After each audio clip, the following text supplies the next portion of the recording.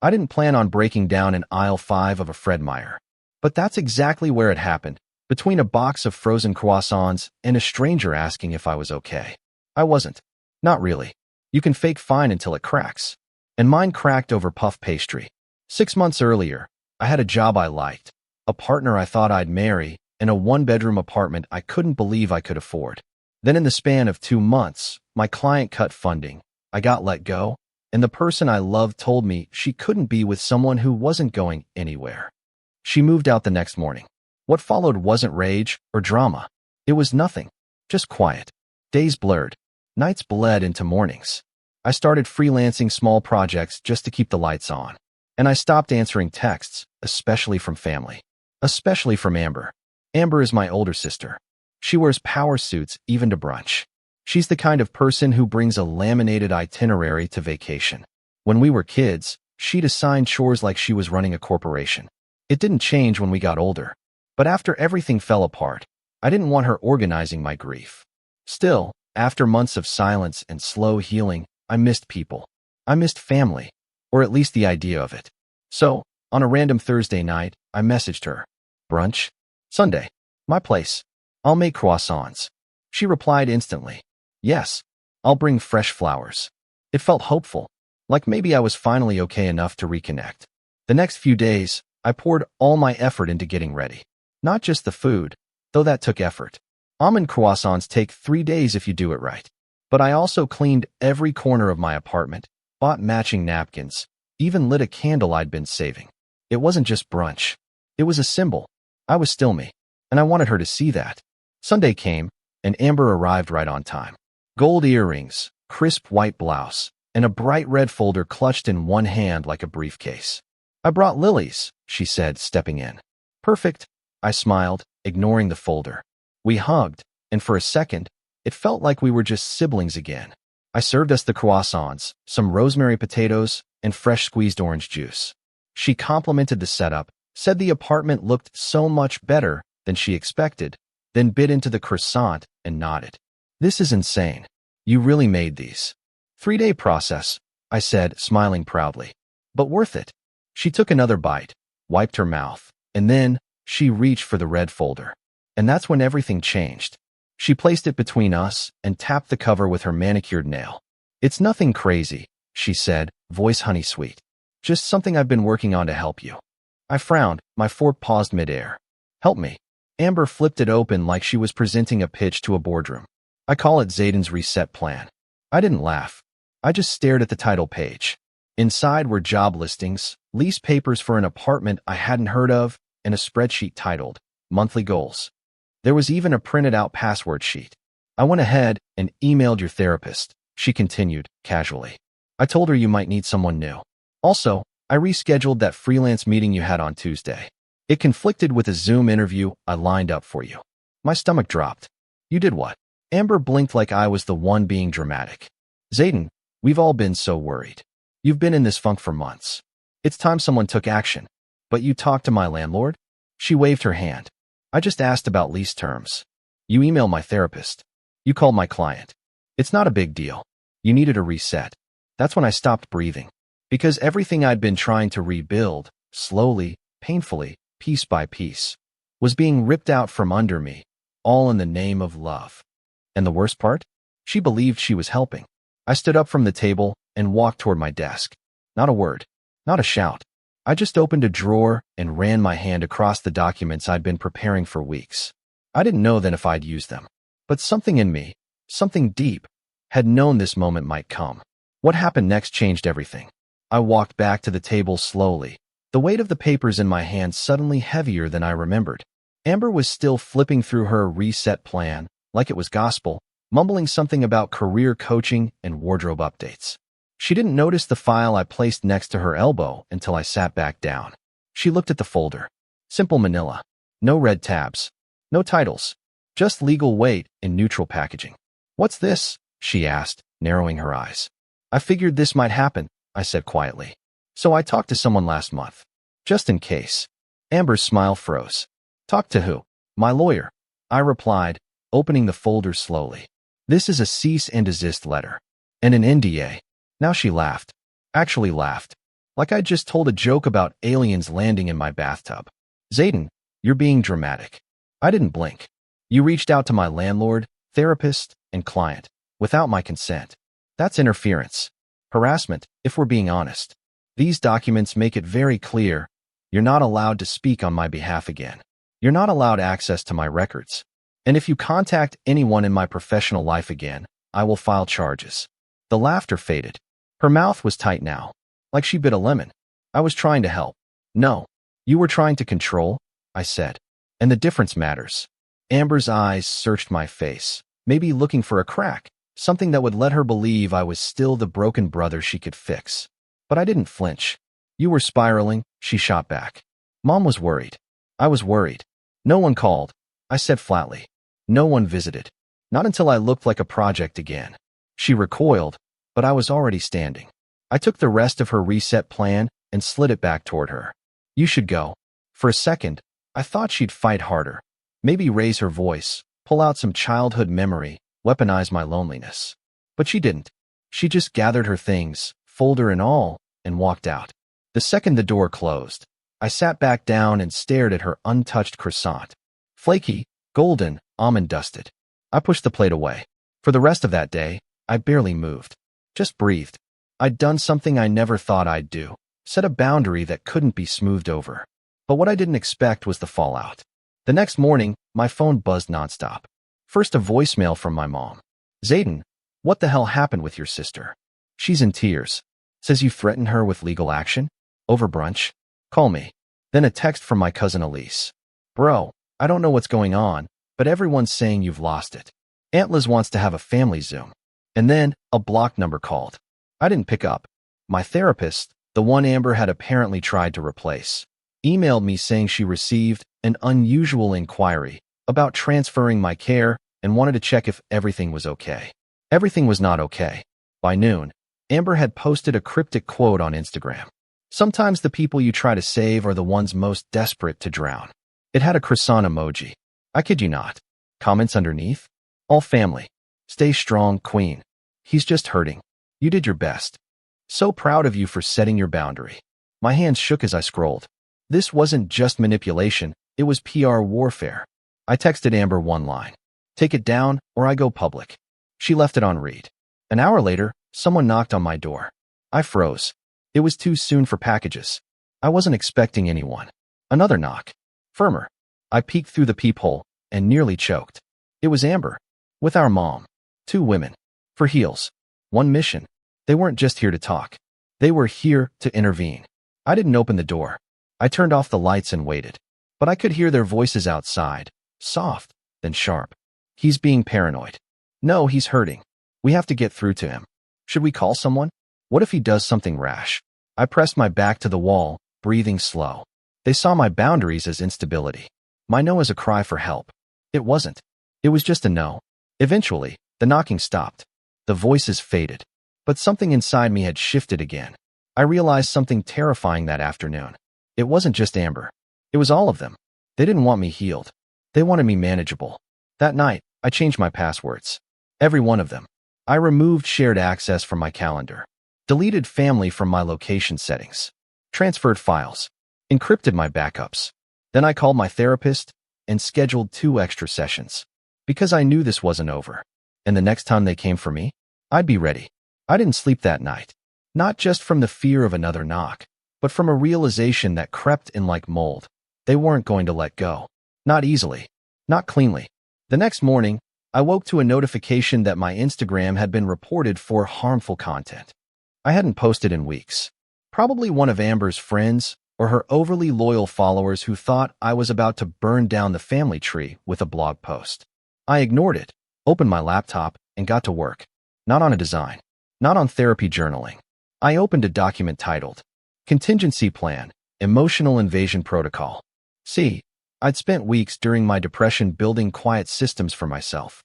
Therapy folders, financial firewalls, even a checklist in case of emotional sabotage. At the time, I thought it was paranoid. Now, I was thanking my past self like he was a damn genius. Step 1. Backup client files to an encrypted drive. Step 2.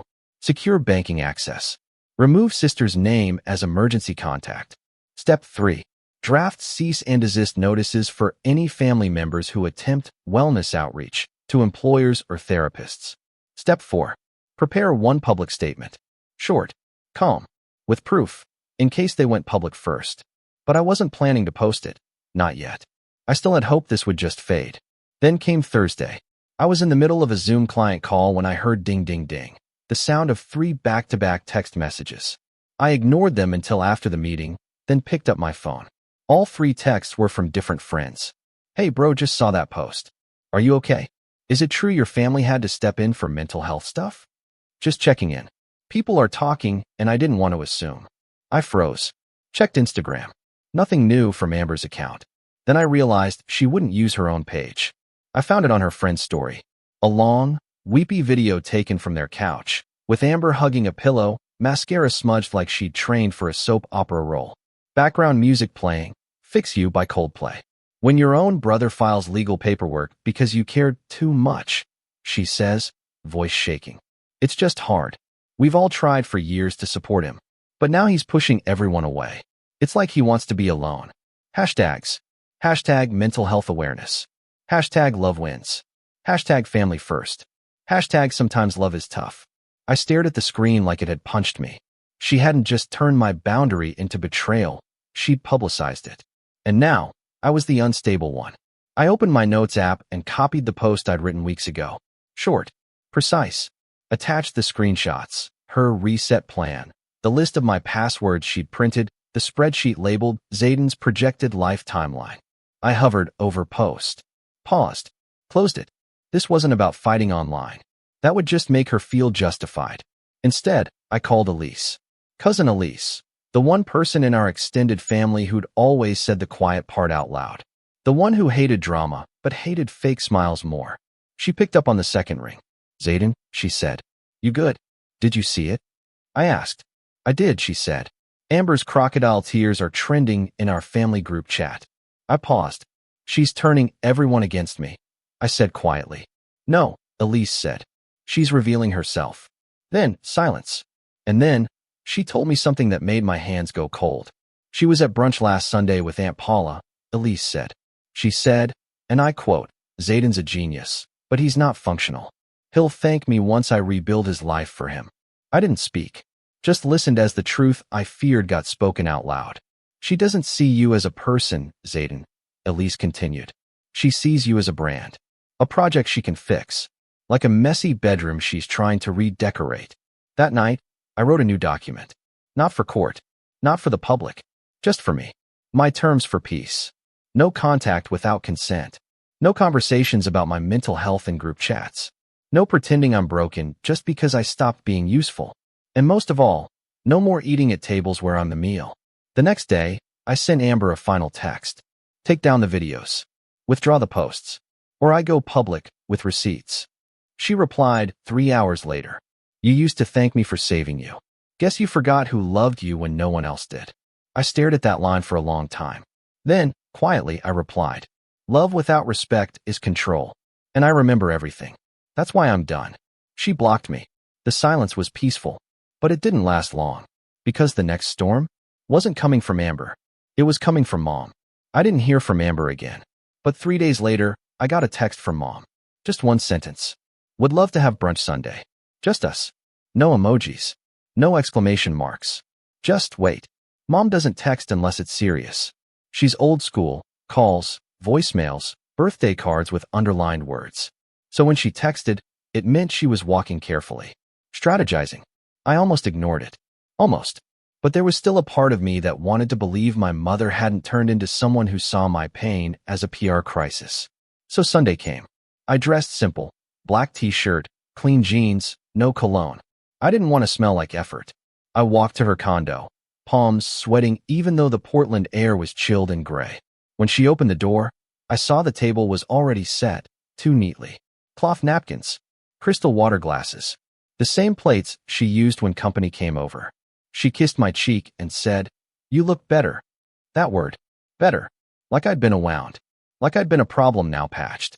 She handed me coffee. French press. My favorite roast. I sat down. Across from me, a pale blue folder rested beside the butter dish. I stared at it. Is that? She cut me off. Zay, I just want to talk.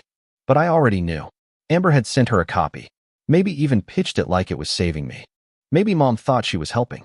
Maybe she was just trying to keep the family image clean. I heard about what happened with Amber, Mom said, folding her napkin too carefully. She's hurt. We're all just concerned. There it was. Concerned. I nodded. Did she tell you what she did? She told me she was trying to help, Mom said. She said you've been isolating. That you're refusing help. Refusing help, I repeated. Or refusing to be controlled. Mom flinched. Just slightly. Then she looked down. You know I've always wanted what's best for you, she said. But you've changed, Zayden. You're cold. You're sharp-tongued. You act like everyone's out to get you. Because they are, I said. She looked up. We're your family. That's when I saw it. The we. Not I. She wasn't here for herself. She was here as a delegate. A representative of the committee of people who thought my mental health was a group project they could vote on. I took a deep breath. What do you want, Mom? I asked. She hesitated. Then said, let Amber manage your schedule. Just for a little while. Ease some of the stress. You can focus on your art. We'll handle the rest. I laughed. Low. Bitter. So this brunch was a setup. No, she said quickly. It was a peace offering. I stared her dead in the eye. Peace shouldn't come with a power of attorney. She opened her mouth, closed it, then said quietly, you were always sensitive. You used to cry when I left the room. I also used to apologize when people yelled at me. I said, doesn't mean they were right. The blue folder still sat between us, untouched, like a loaded gun in a silk holster. Then came the final blow. Mom took a sip of coffee, leaned in slightly, and said, if you don't let us help, Zayden, we'll have to consider other options. Your lease is in our name. And you're not mentally well enough to live alone. Boom. There it was. The mask slipped. I put my cup down carefully. My fingers shook a little. Not from fear. From fury wrapped in heartbreak. You're threatening to evict me? I'm offering you stability, she said. The kind you clearly can't maintain on your own. I stood up, grabbed my bag. Didn't even touch the egg she'd made. Overcooked anyway. At the door, I turned back. Looked her dead in the eyes. You know what hurts? I said. I thought Amber was the puppet master. But you're the one pulling every string. She didn't respond. Just blinked. I walked out. Got into my car. Parked 3 blocks away. Slammed the door. And screamed into the steering wheel so loud it felt like my ribs would split. But then I opened my email. Pulled up the file I'd saved weeks ago. Subject, breach of privacy and unlawful interference. 2. Landlord name. CC, therapist, attorney, family group email. Attached, lease transfer request. Therapy confidentiality letter. Screenshot of Amber's attempt to access my client accounts. I hit send. And that was the moment the fear started to dissolve. The moment they realized I wasn't just a soft target anymore. I was a man who could strike back. Clean, legal, calm. But this battle? It wasn't over. Because when the lawyer called the next day, she said, Zayden, you're not going to believe who else tried to access your records. And that was the moment I realized. Amber wasn't working alone. When the attorney called the next morning, her voice was sharp, low, no nonsense. Zayden, she said, you're not going to believe this. Your aunt tried to access your medical records. 2 weeks ago. I froze in my chair, one hand on my mug of lukewarm tea, the other hovering midair. My aunt. Name's on the inquiry. Real name. Amber must have given it to her. Or she's in on it too. Either way, that's a federal violation. I didn't speak. Because I knew exactly which aunt. Aunt Lorraine. My mom's older sister. A retired nurse turned lifestyle coach. Always speaking in mantras like, energy is truth, or we heal when we surrender control. She had this way of weaponizing calm, twisting serenity into shame. Suddenly, so much made sense. The family group text weeks ago, the one where she randomly said, we should all pitch in to help Zayden reset. It'll be fun. I'd laughed it off. Thought it was just her being weird. But now I knew. They weren't helping. They were managing me. Controlling me behind smiles and self-care quotes. And now they'd crossed a legal line. I'm filing a privacy complaint, the attorney continued. HIPAA violation. I'll need a written statement from you. Also, Zayden, do you want to press charges? That question hit me harder than expected. Charges? Against family? I should have said yes. But I hesitated. Because no matter how far I'd come, I was still untangling myself from their grip. Still learning how to stop loving people who hurt me without begging them to stop. I'll get back to you, I said, and hung up. Then I stared at the wall for a long time. I didn't cry. I just sat there, remembering every time someone in my family had said, "You're overreacting." Every moment I'd swallowed pain because I didn't want to be seen as unstable. Every time I'd smiled at a dinner table while someone made a joke at my expense and then said, "Lighten up, say." No more. That night, I opened a new doc on my laptop. Title: Operation Reset, the real version. I wasn't just going to draw boundaries. I was going to make them uncomfortable, and I knew exactly where to start. The next day, I posted a video on my private design account. Not my main portfolio, just a side page with about 4,000 quiet followers. Artists, clients, a few friends. I spoke directly to the camera. I've been gone for a while. Healing, rebuilding. But now I'm back, and I'm going to show you exactly what rebuilding looks like when the people closest to you don't believe you deserve your own life. I kept it raw. Told the croissant story, the brunch, the fake plan, the cease and desist. But I never named names. Because I wasn't interested in gossip. I was interested in liberation. Within 2 days, the video hit 25,000 views. By the end of the week, 60,000. Comments flooded in. This hit way too hard.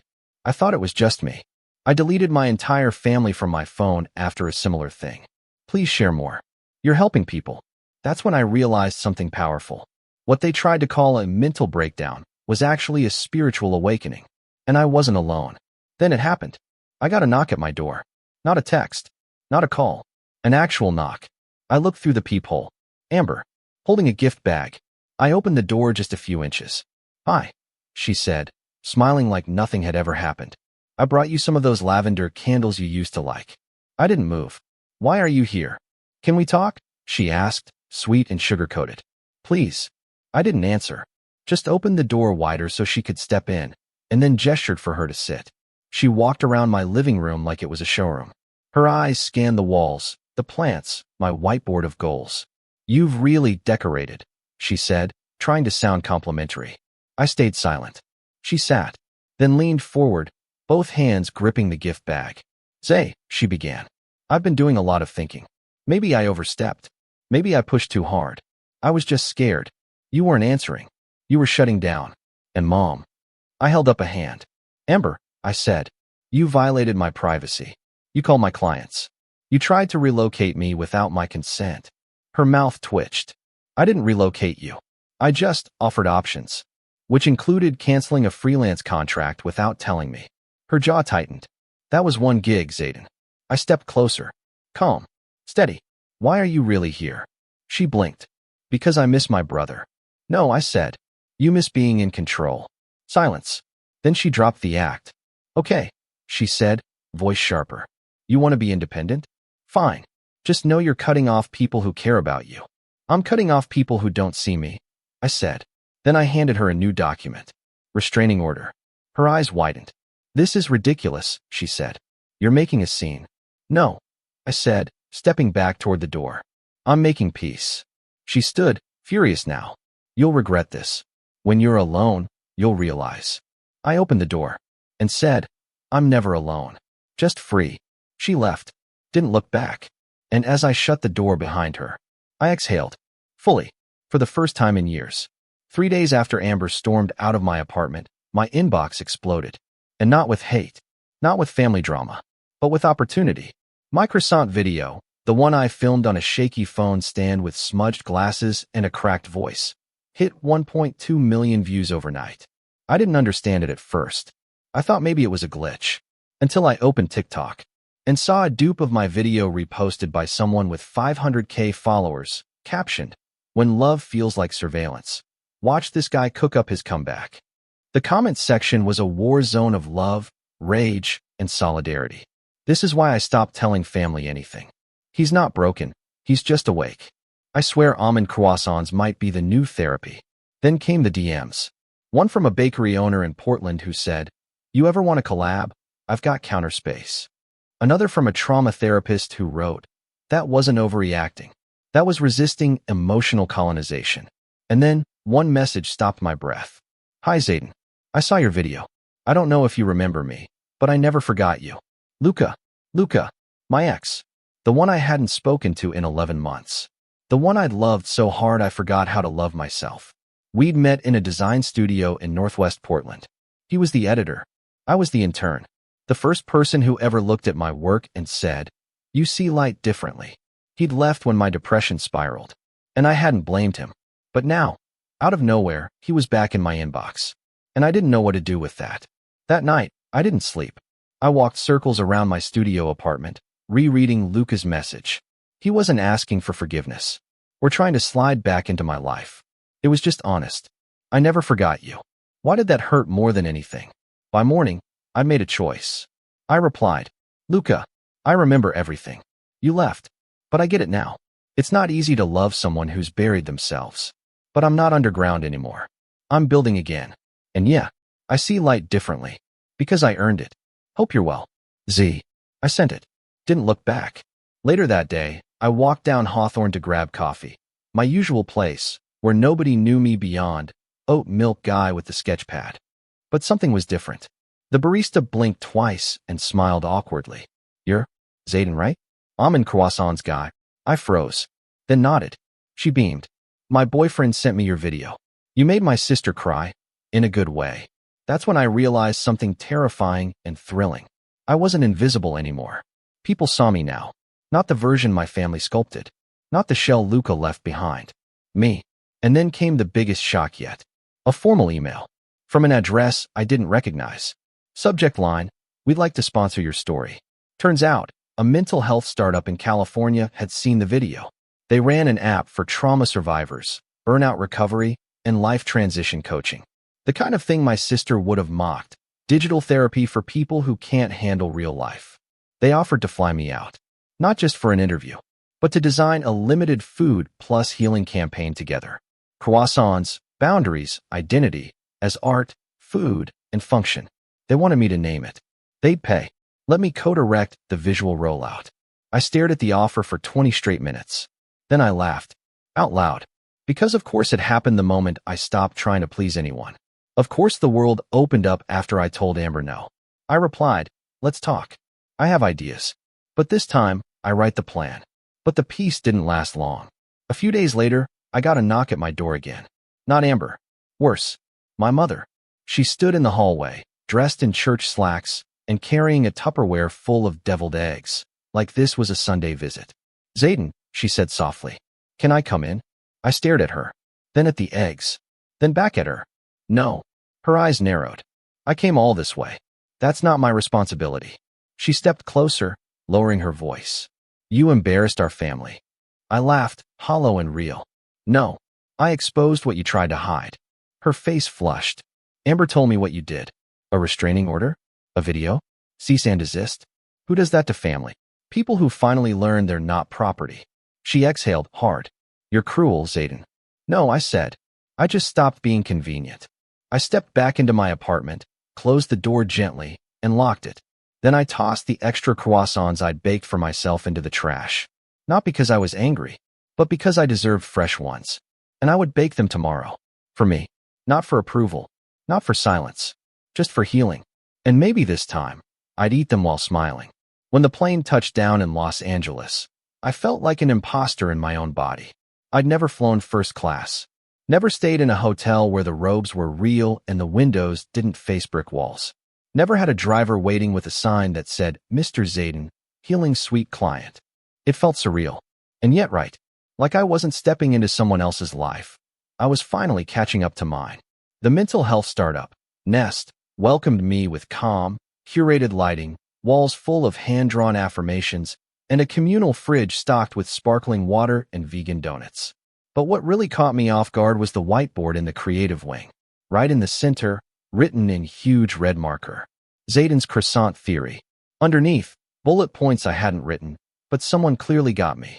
Boundary equals recipe. Healing equals slow rise. Self-worth equals final glaze. I blinked. Who wrote this? A woman in a lavender jumpsuit and locks answered without turning. Me. I watched your video 20 times. You've got metaphor magic. Her name was Sky. She was the campaign director. 32, burnout survivor, and former branding executive who left the corporate world after her own breakdown in 2020. She now curated voices for Nest's featured series, Reclaimers. We tell stories from people who've been steamrolled by family, culture, systems, and rebuilt themselves from the crumbs. She smiled at me like we'd known each other for years. And I think your story might be the showpiece of our summer drop. I swallowed hard. Showpiece. She nodded. Full rollout. Podcast segment, recipe cards, visual mini-doc, and a pop-up brunch event in Venice Beach. My legs nearly gave out, but I managed to whisper. I'm just a guy who got tired of being a project. Sky grinned. Exactly. That's the brand. The week flew by. Photo shoots. Brainstorms. Menu testing. I poured my story into almond dough and vulnerability sauce. It wasn't about just croissants anymore.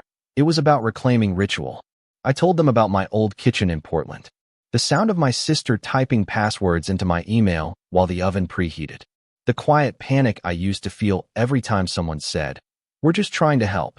One night, Sky and I sat on the rooftop of the Nest studio eating cardamom buns and watching the city pulse. "You know," she said, "people assume boundaries are about anger. But really, they're about clarity. You didn't cut your sister out because you hate her. You did it because she mistook your healing for helplessness." I looked down at the bun. She still doesn't get it. I think she believes I'm ungrateful. Sky leaned back. Control doesn't want gratitude. It wants compliance. That line stayed in my bones for days. Then came the surprise invite. Luca. Again. But this time, not a message. He showed up at the Venice Beach event.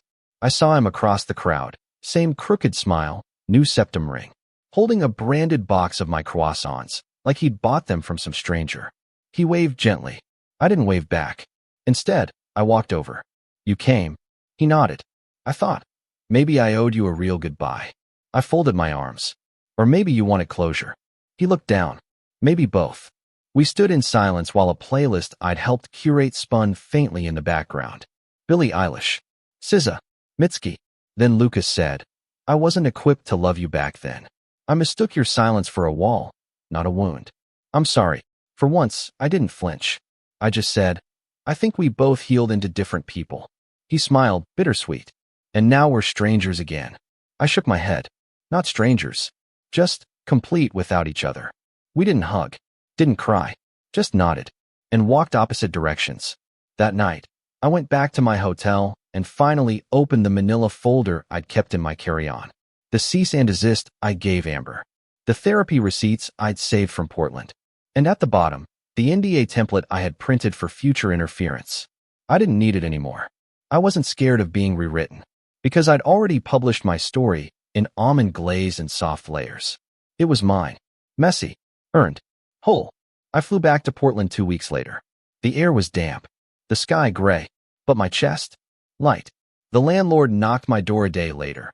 Apparently Amber had tried to reach out again, asking about unit availability and offering to pay my next month's rent in exchange for lunch. I told him not to respond.